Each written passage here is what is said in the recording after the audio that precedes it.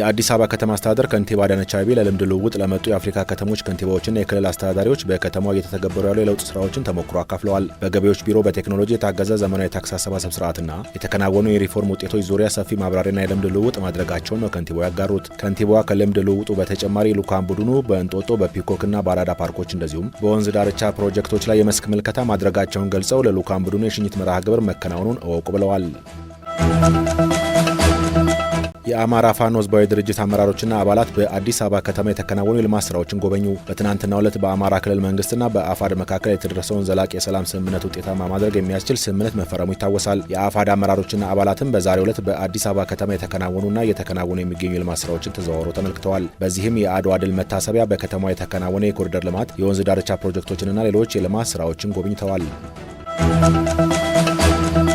የኢንዱስትሪ ፓርኮች ልማት ኮርፖሬሽን በ2018 ግማሽ በጀት ዓመት ከ377 ሚሊዮን የአሜሪካን ዶላር በላይ ኢንቨስትመንት መሳብ ተችሏል አለ። በኮርፖሬሽኑ የኮርፖሬት ኮሚኒኬሽን መምሪያ ኃላፊ አቶ ጳውሎስ በለጠ ለፋና ዲጂታል እንዳሉት የተጠቀሰውን የአሜሪካ ዶላር ያስመዘገቡ 64 ባለሀብቶች ኮርፖሬሽኑ በሚያስተዳድራቸው ልዩ ኢኮኖሚ ዞኖችና ኢንዱስትሪ ፓርኮች ለመሳብ ተችሏል። ባለፉት 6 ወራት ወደ ውጭ ከተላኩ ምርቶች ከ112.6 ሚሊዮን የአሜሪካን ዶላር በላይ ገቢ መገኘቱም ተመላክቷል።